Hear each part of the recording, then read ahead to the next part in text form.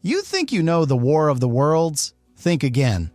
The iconic tripod legs were scrapped because 1950s technology couldn't make them work. Real military napalm was used for the destruction scenes, and actors nearly lost their sight. And the studio was so terrified of another Orson Welles panic that they forced a disclaimer into the opening. Most fans don't realize the atomic bomb was almost censored from the film because the government didn't want audiences seeing America's ultimate weapon fail. The War of the Worlds was the film that gave birth to the modern science fiction era. Today, we're exposing 14 hidden truths behind the War of the Worlds, including the religious ending that betrayed H.G. Wells's vision, the backward guitar that created sci-fi's most iconic sound effect, and the creative disaster that accidentally made the Martian ships legendary.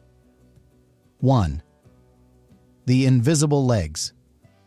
The original plan for the War of the Worlds was to faithfully adapt H.G. Wells's novel. The Martian fighting machines would walk on 3 tall, spindly legs exactly as described in the book. But director Byron Haskin and his effects team quickly discovered that 1950s stop-motion technology simply couldn't make the legs look realistic, stable, or threatening. Every test they ran resulted in awkward, jerky movements that looked comical rather than terrifying.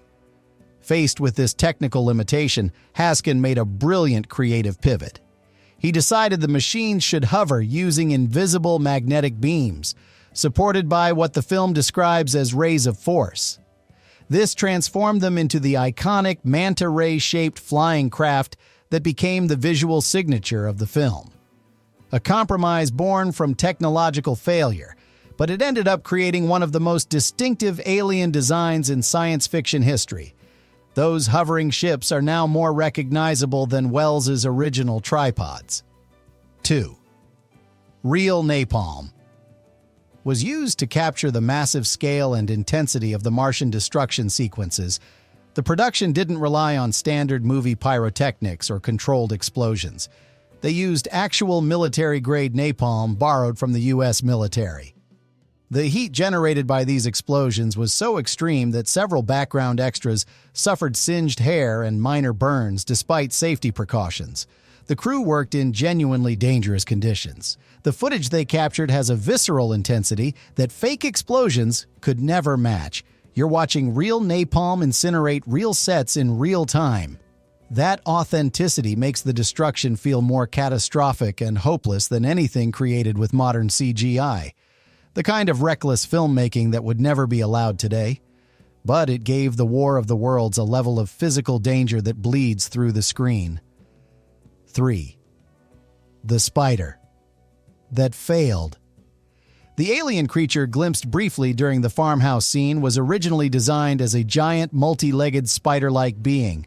The plan was to emphasize the otherworldly, insectoid nature of the invaders.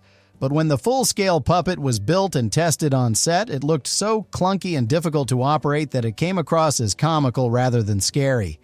The multiple legs wouldn't move in coordination. The whole thing looked like a bad Halloween decoration rather than a genuine threat. The designers had to quickly strip it down. The simpler, 3-fingered, one-eyed creature we see in the final film uses basic pulleys and wires to make the eye glow and shift. A much less ambitious design, but it works precisely because of its simplicity. The creature feels alien without being ridiculous. That brief glimpse is more effective than any extended scene with the original spider puppet would have been. 4. The backward guitar sound designer Gene Garvin faced an enormous creative challenge.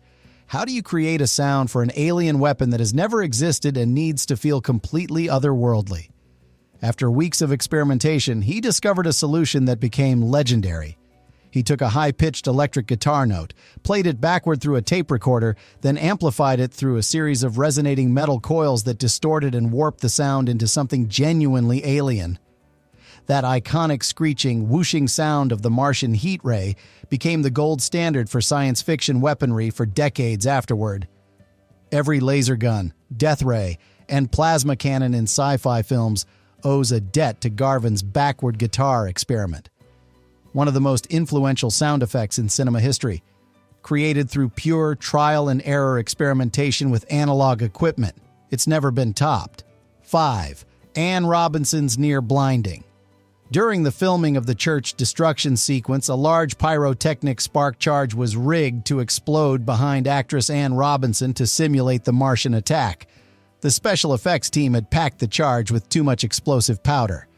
When it detonated, it went off prematurely and with far more force than intended. The explosion sent burning sparks directly into Robinson's face. She narrowly avoided permanent eye damage through pure luck. The look of absolute terror on her face in that shot isn't acting. It's genuine fear and shock from nearly being blinded by a malfunctioning effect.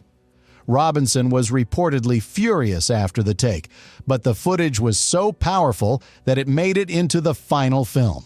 One of the most authentic moments of fear in 1950s cinema, achieved through an accident that could have ended the actress's career, or worse. 6. Borrowing from the day. The Earth stood still to save money on sound design and production costs. Paramount Studios liberally reused sound effects and laboratory equipment props from their other science fiction hits, particularly The Day the Earth Stood Still from 1951. If the Martian ship's mechanical proboscis sound feels familiar or reminds you of Gort the robot's movements, it's because the studio's sound effects library was being stretched to its absolute limit. Multiple films were sharing the same audio elements. Paramount was banking on audiences not noticing or caring about the repetition. It worked. Most viewers never made the connection. But it's a reminder of how constrained these productions were financially. Even the most iconic effects in 1950s science fiction were often recycled from previous films. The War of the Worlds benefited enormously from that library of pre-existing alien sounds. 7. George Pal's religious vision. Producer George Pal was a deeply religious man. He insisted on fundamentally changing the ending of H.G. Wells' novel to emphasize divine intervention over random chance. In Wells' original story, the Martians are defeated by Earth bacteria in a moment of bitter irony. They conquer humanity easily, but are undone by microscopic organisms they never considered. A cynical, scientific ending that emphasizes human insignificance. Pal wanted something more spiritual. He added the famous narration, "The littlest things which God in his wisdom had put upon this earth." He moved the final confrontation to a church to drive home the theme that humanity was saved by divine providence, not luck. A major departure from Wells's more atheistic, naturalistic worldview. It transformed the story from a cautionary tale about imperialism into a religious parable about faith and humility. Pal's version became the definitive adaptation for an entire generation. 8. The 30-Day Miniature War. Almost all of the city destruction scenes in the War of the Worlds were filmed using incredibly detailed miniature sets rather than full-scale locations. A team of model makers and artists spent over 30 days meticulously constructing miniature versions of Los Angeles streets, buildings, and infrastructure, complete with tiny cars, streetlights, and architectural details. Then the pyrotechnics team destroyed everything in less than 30 seconds of explosive carnage. Weeks of painstaking labor obliterated in half a minute. The filmmakers only got one take to capture it all. The evacuation sequences showing panicked crowds fleeing the city featured over 600 extras and a fleet of real military vehicles borrowed from the National Guard. Some of the most ambitious crowd scenes ever attempted in 1950s science fiction. The scale and destruction still hold up today because they used real physical elements instead of relying on optical tricks. 9. The alien eye was a mirror. To create the eerie, shifting colors of the Martian camera eye, the mechanical probe that emerges from the ship to scan for survivors, the designers used an elegantly simple practical effect. They built a rotating wheel of colored gels positioned behind a series of small mirrors that reflected and refracted light in constantly changing patterns. This gave the eye the appearance of actively scanning and analyzing its environment with a life of its own, all without requiring expensive optical effects or post-production work. The constantly shifting rainbow of colors makes the eye feel both mechanical and organic, technological and alive, perfectly capturing the unsettling nature of the Martian machines. Another example of how clever practical effects and simple engineering can create more memorable visuals than complex digital effects. There's a tangible reality to the eye's movement that feels genuinely present in the scene. 10. Orson Welles' shadow. The producers of the 1953 film were absolutely terrified of what they called the Orson Welles curse. Welles' famous 1938 radio broadcast of War of the Worlds had caused genuine panic across America. Thousands of listeners believed a real Martian invasion was underway. Paramount's legal team was convinced that audiences in 1953 might still be susceptible to confusion or panic. So they forced the filmmakers to add a clear disclaimer and an extensive historical prologue explaining the story of planetary exploration before the invasion begins. The opening narration essentially tells the audience, "This is fiction, don't panic," in the most elaborate way possible. Legal paranoia born from a 15-year-old radio broadcast. But it shaped the entire structure of the film, turning what could have been an immediate, shocking opening into a slower, more educational introduction that diffuses tension before it can build. 11. The red planet was orange. In the opening sequence showing the various planets of the solar system, Mars appears significantly more orange than the deep red color we associate with it today. This wasn't a color timing mistake or a technical limitation of 1950s film stock. It was a deliberate choice based on the best available astronomical photography and scientific data of the era. In the early 1950s, telescopic observations of Mars suggested it had a dusty, orange-tinted surface rather than the iron oxide red we now know from modern space probes. The filmmakers consulted with astronomers and wanted to be as scientifically accurate as possible based on contemporary understanding, which is why their Mars looks different from what we'd expect today. A fascinating reminder that our knowledge of the solar system has evolved dramatically even in the last 70 years. The War of the Worlds was genuinely trying to ground itself in hard science. 12. The lead actor's science training gene. Barry played Dr. Clayton Forrester, the brilliant physicist who becomes the unlikely hero of the film. Barry had absolutely zero scientific background or training. To make him look like a credible scientist who could handle equipment and speak technical jargon convincingly, the production hired a real physicist from Caltech to serve as an on-set consultant. This scientist would sit just off-camera during every scene, correcting Barry's posture, the way he held laboratory equipment, his pronunciation of technical terms, ensuring nothing looked obviously wrong to anyone with actual scientific knowledge. Barry essentially received a crash course in how to play a scientist from someone who actually was one. The attention to detail paid off.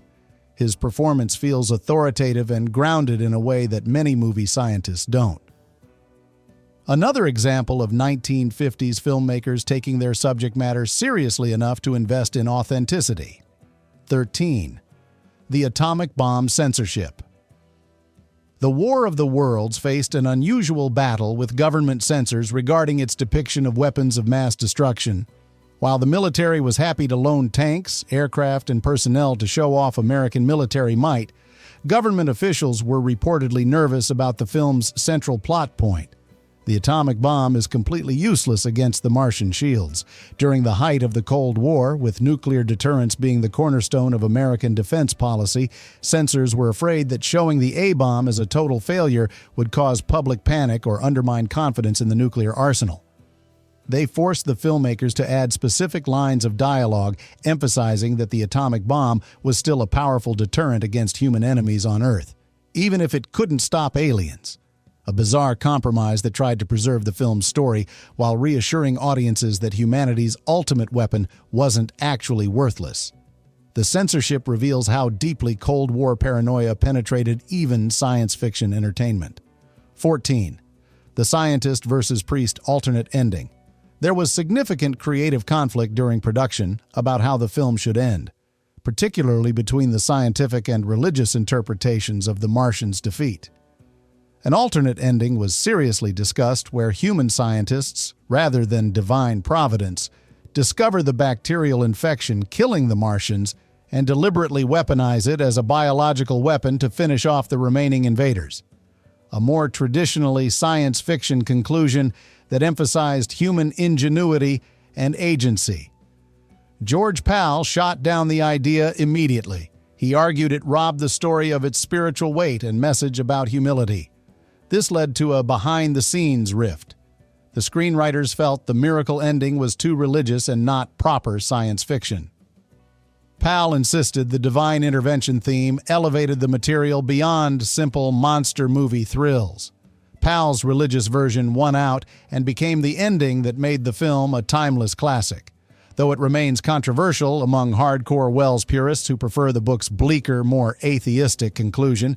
So, do you think the Martians were defeated by God or just evolutionary bad luck?